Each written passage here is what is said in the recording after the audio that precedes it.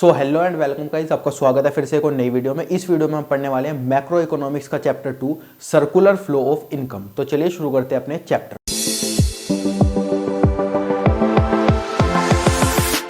और video start करने से पहले एक इंपॉर्टेंट अनाउंसमेंट, जो भी मैं आपको इस वीडियो में पढ़ाऊंगा उसके नोट्स बनाने की जरूरत आपको नहीं है, वो आपको हमारे टेलीग्राम चैनल पर मिल जाएंगे, जिसका लिंक आपको डिस्क्रिप्शन में मिल जाएगा।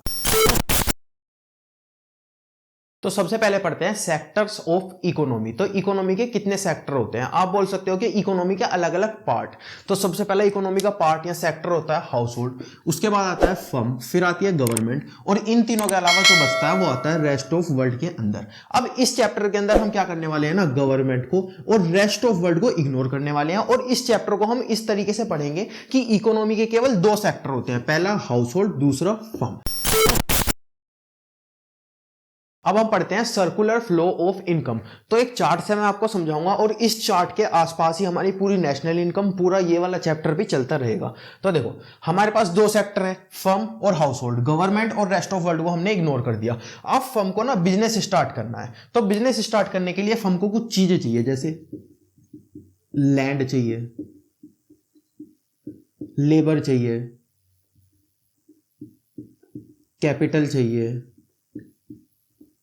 एंटरप्रेन्योर्स चाहिए। तो ये सारी चीजें फर्म को चाहिए बिजनेस स्टार्ट करने के लिए। और ये सारी चीजें किसके पास है? हाउस होल्ड के पास। हाउस होल्ड के पास लैंड है, वो उसे रेंट पे दे सकता है फर्म को। हाउस होल्ड के पास लेबर है। लेबर कौन होते हैं? हमारे जैसे लोग ही तो होते हैं। उसके बाद कैपिटल है, मतलब हाउस होल्ड के पास पैसा है, वो फर्म शेयर इशू कर सकती है, हाउस होल्ड से पैसा ले सकती है, जिससे कि फर्म की काम चल जाए। उसके बाद एंटरप्रेन्योर्स को निकलते हैं, हम जैसे लोग ही एंटरप्रेन्योर्स बनते हैं जो कंपनी को स्टार्ट करते हैं। तो हाउस होल्ड के पास ये सारी चीजें हैं। तो हाउस होल्ड क्या करती है? ये फर्म को दे देती है, और इसको हम बोलते हैं फैक्टर ऑफ प्रोडक्शन। तो इन चारों चीजों को हम क्या बोलते हैं? Factor of production. और हाउस होल्ड ये सारी चीजें फर्म को दे देती है। अब देखो, इस दुनिया में कुछ भी चीज फ्री नहीं होती, तो फर्म इसकी पेमेंट करता है, उसको हम बोलते हैं फैक्टर पेमेंट। सबसे पहले क्या किया? ये चारों चीजें हाउस होल्ड ने फर्म को दे दी, जिसको हमने बोला फैक्टर ऑफ प्रोडक्शन। उसके बाद फर्म ने इसकी पेमेंट की, जिसको हमने बोला फैक्टर पेमेंट। अब हाउस होल्ड के पास क्या हुआ? हाउस होल्ड के पास आ गया पैसा बहुत सारा। अब इस पैसे से हाउस होल्ड अपनी नीड सेटिस्फाई करेगा। जैसे मैं हाउस होल्ड में रहता हूं, मैं लेबर का काम करता हूं, तो मेरी कुछ बेसिक नीड भी तो होगी। उसके बाद एंटरप्रेन्योर हूं मैं, या मैंने अपना पैसा लगाया हुआ है फर्म में, तो मेरी कुछ बेसिक नीड भी तो होगी, जैसे खाना चाहिए मेरे को, घूमना चाहिए, या मेरे को मोबाइल चाहिए, घर चाहिए, वगैरह वगैरह। तो हाउस होल्ड इस पैसे से फर्म को देता है, और फर्म से कहता है कि तुम मुझे ना गुड्स और सर्विस दे दो। तो हाउस होल्ड सबसे पहले पैसा देता है, जिसको हम बोलते हैं कंजम्पशन एक्सपेंडिचर। मतलब हाउस होल्ड ने ये वाला पैसा फर्म को दिया, उसको हमने बोला कंजम्पशन एक्सपेंडिचर। और फर्म से बोला कि फर्म, अब मैंने तुम्हें पैसा दे दिया, तुम क्या करो, तुम मुझे गुड्स एंड सर्विस दे दो। तो ये फ्लो हर बार काम करता है। पहले आएगा सबसे पहले factor of production, house hold firm को देगा। उसके बाद आएगा factor payment, firm house hold को देगी। उसके बाद थर्ड आएगा कंजम्पशन एक्सपेंडिचर, हाउस होल्ड अपना पैसा फिर से फर्म को दे देगा, और फर्म से क्या ले लेगा बदले में? गुड्स और सर्विस। क्यों? क्योंकि हाउस होल्ड की उससे बेसिक नीड सेटिस्फाई हो जाएगी। तो ये पूरा चार्ट होता है सर्कुलर फ्लो ऑफ इनकम का। पहले आता है पहला, दूसरा, तीसरा, चौथा। उसके बाद दोबारा से पहला, दूसरा, तीसरा, चौथा, फिर दोबारा पहला, दूसरा, तीसरा, चौथा। ये सर्कुलर फ्लो ऑफ इनकम हमेशा चलता रहता है। तो अभी हमने सर्कुलर फ्लो ऑफ इनकम का चार्ट पढ़ लिया। सबसे पहले क्या होता है? Factor of production. उसके बाद क्या होता है? Factor payment. उसके बाद क्या होता है? Consumption expenditure. उसके बाद क्या होता है? Goods and services. ठीक है, अब पढ़ते हैं कि सर्कुलर फ्लो ऑफ इनकम की डेफिनेशन क्या होती है। It is defined as a flow of payment and receipt, मतलब कि पेमेंट देना और पेमेंट को रिसीव करना for goods, services and factor services between different sector of economy. Sector कितने होते हैं इकोनॉमी के? दो, फर्म और हाउस होल्ड। अब इसके कुछ स्टेप्स भी आते हैं, जनरेशन, डिस्ट्रीब्यूशन और डिस्पोजिशन। सबसे पहले देखते हैं जनरेशन क्या होता है। जनरेशन का मतलब किसी भी चीज को बनाना। ठीक है, तो जब फर्म जनरेट करेगी उसको हम बोलेंगे जनरेशन। जैसे पहले हाउस होल्ड ने क्या दिया? Factor of production the firm को। फर्म ने क्या किया? फर्म ने उससे प्रोड्यूस किए गुड्स, तो उसको हमने क्या बोला? जनरेशन। जनरेशन हो गया। अब पढ़ते हैं डिस्ट्रीब्यूशन। अब फर्म ने क्या किया? फर्म ने जो भी पेमेंट की हाउस होल्ड को फैक्टर पेमेंट के थ्रू, जो इन्होंने फैक्टर ऑफ प्रोडक्शन खरीदे थे ना, उसकी पेमेंट की फैक्टर ऑफ पेमेंट के थ्रू, तो उसको हमने बोला डिस्ट्रीब्यूशन। अब पहला क्या हो गया, फैक्टर ऑफ प्रोडक्शन हो गया जनरेशन, फैक्टर पेमेंट हो गया डिस्ट्रीब्यूशन। अब हाउस होल्ड ने कंजम्पशन एक्सपेंडिचर किया और गुड्स और सर्विस का एक्सपेंडिचर किया, उसको हमने क्या बोला, उसको हमने बोला डिस्पोजिशन। तो ये हो गया इसका तीसरा स्टेप। पहला जनरेशन, जब जनरेशन कब हुआ, जब फैक्टर ऑफ पेमेंट प्रोडक्शन खरीदे फर्म ने। उसके बाद डिस्ट्रीब्यूशन कब हुआ, जब फैक्टर पेमेंट की। उसके बाद डिस्पोजिशन कब हुआ, जब कंजम्पशन एक्सपेंडिचर को गुड्स और सर्विस के बदले में एक्सचेंज किया गया फर्म और हाउस होल्ड के थ्रू। अब सर्कुलर फ्लो ऑफ इनकम के अंदर दो चीज आती है, एक आता है रियल फ्लो, एक आता है मनी फ्लो। इनको समझते हैं कि क्या क्या होता है। तो देखो, रियल फ्लो का मतलब होता है जब गुड्स और सर्विस फ्लो होती है, और मनी फ्लो का मतलब होता है जब मनी फ्लो होती है। सबसे पहले क्या हुआ, फैक्टर ऑफ प्रोडक्शन, यहां पर क्या फ्लो हुआ, यहां पर फ्लो हुई गुड्स और सर्विस, तो ये क्या हो गया, ये हो गया रियल फ्लो। इसके बाद यहां पर क्या हुआ, फैक्टर पेमेंट, तो फर्म ने हाउस होल्ड को क्या की, फैक्टर पेमेंट, यानी कि इन्होंने क्या किया होगा, मनी की टर्म्स में फैक्टर की पेमेंट की होगी, तो यहां पर क्या हुआ, मनी फ्लो। इसके बाद कंजम्पशन एक्सपेंडिचर, कंजम्पशन एक्सपेंडिचर यानी कि पैसा गया होगा यहां पर भी, तो ये भी क्या हो गया, मनी फ्लो। इसके बाद लास्ट में क्या आया, गुड्स और सर्विस फर्म ने हाउस होल्ड को दिए, तो यहां पर क्या हो गया, रियल फ्लो। तो रियल फ्लो से हमने क्या समझा, अगर गुड्स एंड सर्विस फ्लो होती है तो उसको हम बोलते हैं रियल फ्लो, और मनी फ्लो होती है तो उसको हम बोलते हैं मनी फ्लो। इसके अंदर क्या होता है, पहले में होता है रियल फ्लो, फोर्थ में होता है रियल फ्लो, सेकंड और थर्ड में होता है मनी फ्लो। इसके बाद देखते हैं काइंड, इसके अंदर मतलब कि क्या एक्सचेंज होता है, इसके अंदर गुड्स एंड सर्विस एक्सचेंज होती है, इसके अंदर मनी एक्सचेंज होती है, ये तो अभी हमने पढ़ ही लिया। उसके बाद एक्सचेंज, तो देखो सबसे पहले हम स्टार्टिंग में क्या फॉलो करते थे, बार्टर सिस्टम। बार्टर सिस्टम मतलब पहले हम क्या करते थे, जैसे मेरे को 1 किलो राइस चाहिए और मेरे पास 1 किलो वीट है, तो मैं किसी को देता था कि तू मुझे अपनी राइस दे दे, मैं तेरे को वीट दे दूंगा, इक्वल हो गया काम। तो ये इसको हम बोलते थे बार्टर सिस्टम। मनी नहीं होती थी उस टाइम में, लेकिन उस टाइम में ना बहुत ज्यादा डिफिकल्टी आती थी। जैसे मेरे पास वीट है तो मेरे को ऐसा इंसान ढूंढना पड़ेगा जिसके पास राइस हो और उसको वीट भी चाहिए हो, तो यार ये तो बहुत ज्यादा डिफिकल्टी वाली चीज है। तो हमने क्या किया, हमने मनी को निकाल लिया।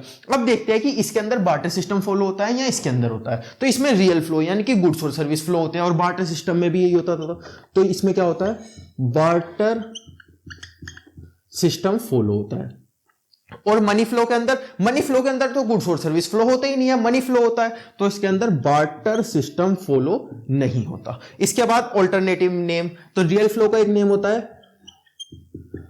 फिजिकल फ्लो, दूसरा नाम होता है इसका, और मनी फ्लो का दूसरा नाम होता है नॉमिनल फ्लो। तो रियल फ्लो और मनी फ्लो की पहले हमने मीनिंग पढ़ा। रियल फ्लो का मतलब गुड्स और सर्विस फ्लो हो रही है, और मनी फ्लो का मतलब मनी फ्लो हो रही है। उसके बाद हमने इनका डिफरेंस भी देख लिया। अब सर्कुलर फ्लो ऑफ इनकम के अंदर हम कुछ चीजें अज्यूम कर लेते हैं, मतलब हमारी कुछ अजम्पशन होती है। अजम्पशन का मतलब बेसिकली क्या होता है कि एग्जाम के अंदर सर्कुलर फ्लो ऑफ इनकम से क्वेश्चन आया तो एग्जामिनर ना ये अजम्पशन हमें बताएगा नहीं, ये हमें खुद से माननी पड़ेगी। तो एग्जामिनर अगर ये ना बताएं तो भी हम ये खुद से मान लेंगे। वो अजम्पशंस क्या क्या होती है, पहला टू सेक्टर मतलब अभी मैंने आपको स्टार्टिंग में बताया था कि 4 सेक्टर होते हैं इकोनॉमी के। पहला हाउस होल्ड, दूसरा फर्म, तीसरा गवर्नमेंट, चौथा रेस्ट ऑफ वर्ल्ड। गवर्नमेंट और रेस्ट ऑफ वर्ल्ड को हम करते हैं इग्नोर, हम ये मान लेते हैं कि केवल 2 सेक्टर होते हैं इकोनॉमी के, पहला फर्म, दूसरा house hold.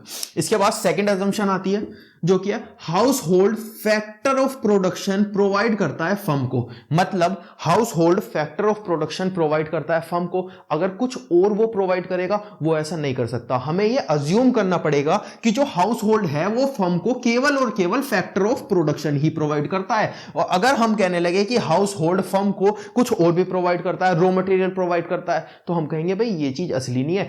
Factor of production provide करेगा कौन सा, लैंड, लेबर, कैपिटल, एंटरप्रेन्योर, उसके अलावा कुछ भी प्रोवाइड नहीं करेगा हाउस होल्ड फर्म को। इससे रिलेटेड तीसरा पॉइंट आता है फर्म गुड्स और सर्विस प्रोवाइड करती है हाउस होल्ड को। हम कहते हैं कि फर्म ना लोन भी प्रोवाइड कर देती है हाउस होल्ड को।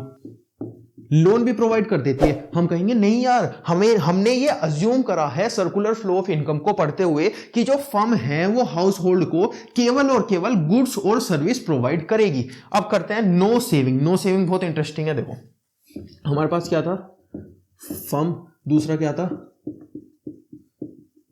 House hold. इन्होंने क्या करा था, पहले दी थी फैक्टर ऑफ प्रोडक्शन, उसके बाद इन्होंने क्या किया, फैक्टर पेमेंट, उसके बाद इन्होंने इसे क्या दिया, कंजम्पशन एक्सपेंडिचर, उसके बाद इन्होंने इसे क्या दिया, गुड्स एंड सर्विसेज। तो सबसे पहले आया फैक्टर ऑफ प्रोडक्शन, उसके बाद फर्म ने कुछ पैसा दिया फैक्टर पेमेंट के थ्रू, तो हाउस होल्ड के पास यहां पर पैसा आ गया। अब हाउस होल्ड कंजम्पशन एक्सपेंडिचर करता है इस पैसे से। तो हम ये मानते हैं कि अगर फैक्टर ऑफ प्रोडक्शन 100 रुपीज की पेमेंट हुई तो जो कंजम्पशन एक्सपेंडिचर हुआ वो भी 100 हुआ। मतलब अगर हाउस होल्ड के पास 100 रुपए आए तो इसने 100 रुपए ही वापस देती है। अगर 100 रुपए आए तो 100 रुपए ही वापस दे दिए, मतलब हाउस होल्ड ने कोई भी सेविंग नहीं की। तो ये हम अज्यूम कर लेते हैं सर्कुलर फ्लो ऑफ इनकम में कि हाउस होल्ड के पास जितने भी पैसे आए फैक्टर पेमेंट से, उतने पैसे कंजम्पशन एक्सपेंडिचर में हाउस होल्ड ने उड़ा दिए, कुछ भी सेविंग नहीं की। और यही पॉइंट होता है हमारा फोर्थ अजम्पशन का, नो सेविंग। हाउस होल्ड कभी भी कोई भी सेविंग नहीं करेगा, जितना भी फैक्टर पेमेंट से उसके पास पैसा आएगा उतना पैसा वो उठाकर कंजम्पशन एक्सपेंडिचर के ऊपर चुका देगा। तो अब पढ़ते हैं इस चैप्टर की लास्ट चीज जो कि है स्टॉक और फ्लो का डिफरेंस। तो देखो स्टॉक का मतलब क्या होता है, स्टॉक वो चीज होती है जो कि हम पर्टिकुलर टाइम के ऊपर मेजर करते हैं, और फ्लो वो चीज होती है जो कि पीरियड ऑफ टाइम में मेजर होते हैं। एक एग्जांपल से समझते हैं। सपोज आज 31 दिसंबर है, ठीक है। मैंने बोला कि 31 दिसंबर के दिन जो मेरी हाइट थी वो 5 फुट 10 इंच थी। कितनी थी? 5 फुट 10 इंच। अब मैंने फ्लो के अंदर बोला कि 1 जनवरी से लेकर 31 दिसंबर तक मेरी हाइट 5 फुट 5 इंचेस से लेकर 5 फुट 10 इंचेस हो गई। तो हमने यहां पर क्या करा कि यहां पर तो एक पर्टिकुलर पीरियड लिया टाइम का और उसके अंदर मेरी हाइट को मेजर किया। लेकिन स्टॉक के अंदर हमने क्या किया, एक पर्टिकुलर टाइम पर मेरी हाइट को मेजर किया कि 31 दिसंबर के दिन मेरी हाइट 5'10" थी और 1 जनवरी से 31 दिसंबर के बीच मेरी हाइट 5 फुट 5 इंच से लेकर 5 फुट 10 इंच हो गई। तो फ्लो का मतलब क्या हुआ, जब हम किसी भी चीज को एक पीरियड ऑफ टाइम में मेजर करते हैं, और स्टॉक का मतलब क्या हुआ, जब हम किसी भी चीज को पर्टिकुलर टाइम पर मेजर करते हैं। इसके बाद टाइम डायमेंशन, मतलब कि टाइम का स्पेस। तो यहां पर तो हमें कोई भी स्पेस चाहिए ही नहीं स्टॉक के अंदर, हम तो एक पर्टिकुलर टाइम पे मेजर कर रहे हैं ना, तो यहां पर हमें कोई भी स्पेस नहीं चाहिए। लेकिन फ्लो के अंदर हमें स्पेस चाहिए। स्पेस चाहिए 1 दिन का स्पेस, 1 घंटे का स्पेस, 1 साल का स्पेस, 1 महीने का स्पेस, वगैरह वगैरह। इसके बाद नेचर, ये होता है स्टैटिक कॉन्सेप्ट और ये होता है डायनेमिक कॉन्सेप्ट। बेसिकली ये दोनों इसके दूसरे दूसरे नाम है। इसके बाद एग्जांपल, जैसे ईयर एंड में मेरी कैपिटल कितनी है बिजनेस के अंदर, या फिर मेरा बैंक बैलेंस कितना है किसी एक पर्टिकुलर डेट के दिन। इसके एग्जांपल होते हैं जैसे नेशनल इनकम, पिछले 1 साल में नेशनल इनकम क्या रही, प्रॉफिट एंड लॉस, पिछले 1 साल में मैंने कितना प्रॉफिट कमाया, कितना लॉस हुआ। ये होते हैं कुछ एग्जांपल फ्लो के और स्टॉक के।